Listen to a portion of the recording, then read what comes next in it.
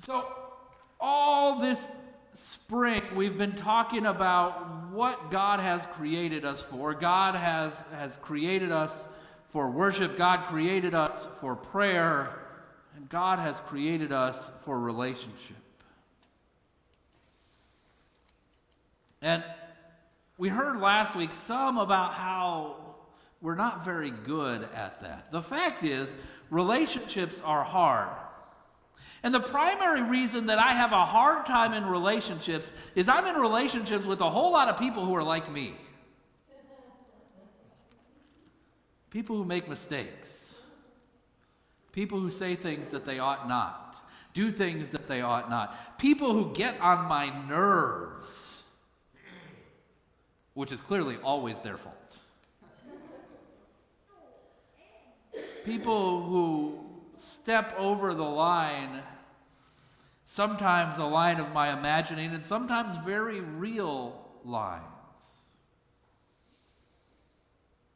Relationships would be a lot easier if people were just better, you know? I had an incident yesterday. Those of you who know me know I'm a pretty even-keeled guy. So I go to HEB on Saturday afternoon. That was my first mistake. So I'm at HEB on Saturday afternoon, and I pull into the parking lot, and I park, and I'm sitting in the car checking my text messages, because don't text and drive. So I'm checking my text messages, and I feel my car shake, and I thought maybe somebody had hit me. So I look around, and someone who had swung their door open hard enough to shake the whole car next to me, so I get out and I look at it. And as I'm looking at it, the woman who had opened her door into my car was upset that she couldn't get to her front door because I was standing in the way. She said, "Excuse me." So I moved, because I'm a polite person. She said, "Excuse me." She got in her car and she left, and I got back and I looked, and she had cracked my rear light.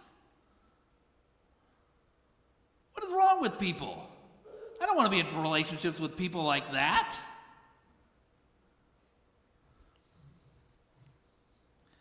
Here's the problem with that. Little secret between you and I. You're a person like that too. We're all people like that. We're all deeply flawed people who make mistakes, who have accidents, who do terrible things, sometimes because we're careless, and sometimes because we don't care. We're all like that. We all have these things in our lives. And so the fuel that makes any relationship work, whether it's your friendships or your coworkers or members of a church that you're a part of or some other organization or romantic relationships or parents and children, the fuel that makes any relationship work is forgiveness. Without forgiveness, it all grinds to a halt. Without forgiveness, we get stuck in, I can't believe that you did that. I can't believe that you said that. I'm never talking to you again-ness. Right? But again, the problem is, I'm happy to be forgiving and merciful to people who are forgiving and merciful to me. If you would just go first and admit what you did wrong, I'll be happy to forgive you because I'm that nice of a person. But somebody has to go first. Somebody has to take the risk to step out and offer forgiveness when it's not deserved, when it's not been asked for. Somebody has to be the one to take that step out in faith. Otherwise, we will never have a relationship with anyone ever again. Because forgiveness is the fuel that makes these things work, and somebody has to have the courage, the faith, the conviction, the trust to say, I am a person who forgives whether or not you are a person who deserves it from me. Whether or not you are a person who has adequately apologized, whether or not you are a person who has also forgiven me. Somebody has to go first. The good news that we gather in this place to hear over and over and over and over and over again, the good news is that God is the one who has gone first.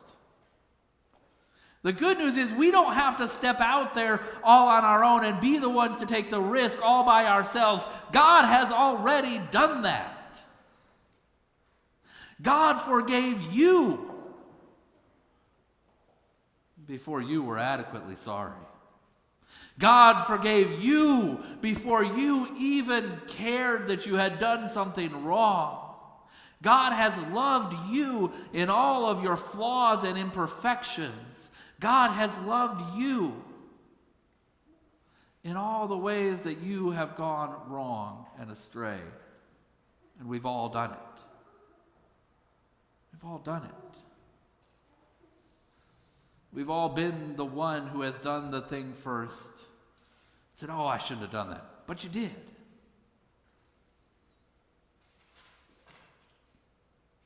Paul says, beloved, love one another as God first loved you.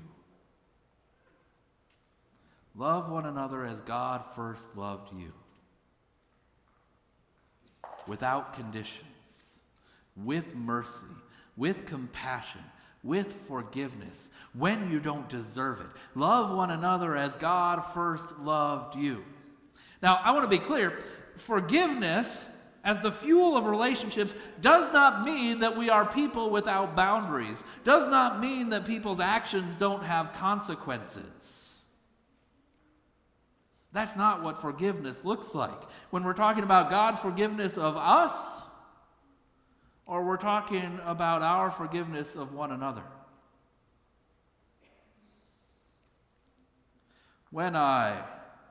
It never happens, never. But when perhaps maybe I have a disagreement with my spouse, whom I love dearly, and when perhaps I say things that I ought not say, there are consequences. Yeah? We forgive one another and we move on. God forgives me, but still we have to do something to repair that relationship. There are still consequences. Or, to take another case, a friend of mine is a pastor, and in their congregation, the person who handles the finances had embezzled thousands, tens of thousands of dollars. God forgave that person. My friend forgave that person. That person still had to face legal ramifications for their actions. That person will never again be entrusted in a church to be the one who has access to signing the checks. They shouldn't be allowed that access. Forgiveness is not a lack of consequences. Forgiveness is not a lack of boundaries. Forgiveness is compassion and understanding. Forgiveness is empathy. I've done the same thing too. I bet you're having a bad day.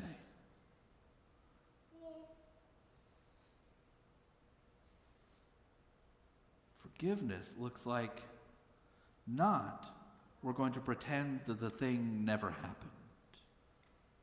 Because we can't. We don't lie. We heard last week that the foundation of relationships is the truth. We don't lie and pretend that the thing that hurt us, the thing that damaged the relationship never happened. Forgiveness is not a lie.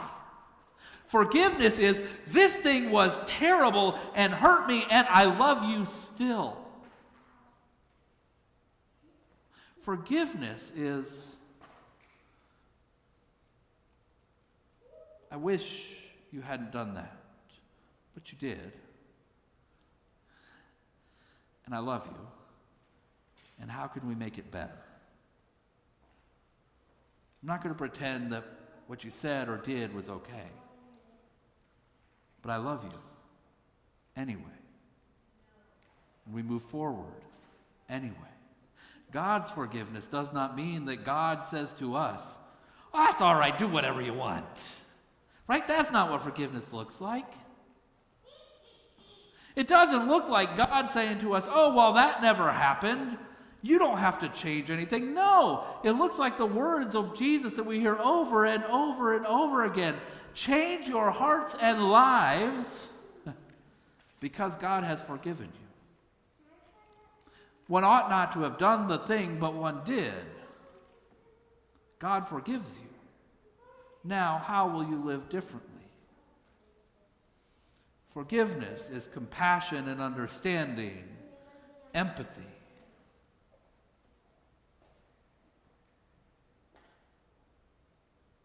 I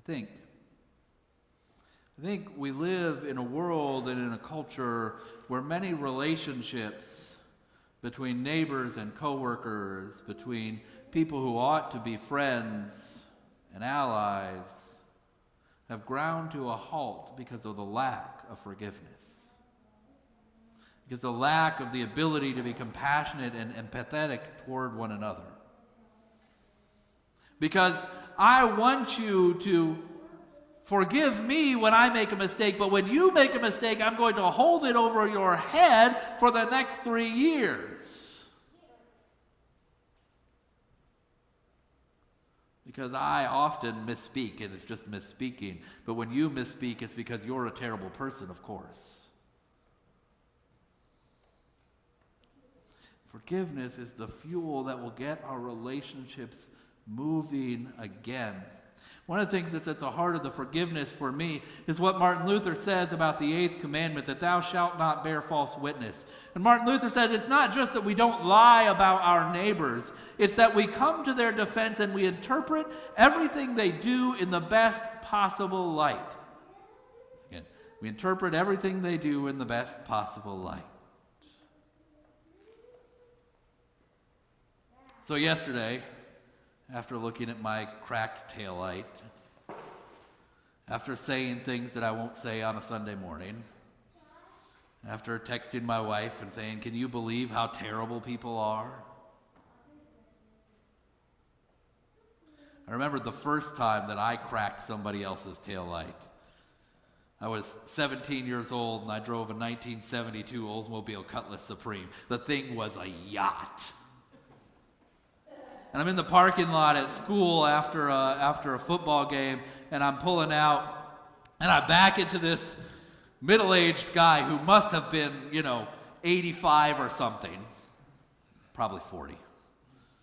But to my 16-year-old mind, right, like this older gentleman who had teenage sons of his own, I back into his car, cracked the taillight, I got out. My face, I'm sure, was bright red. And the guy looked at me and he said, "That's why I have insurance. Go home."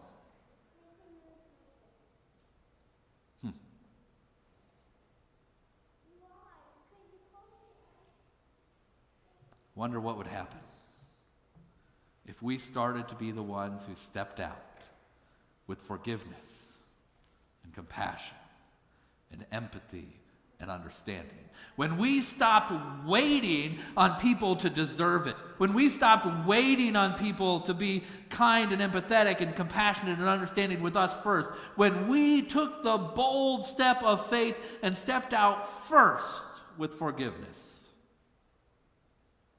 Because that's how God has loved us. Beloved, let us love one another just as God has loved us.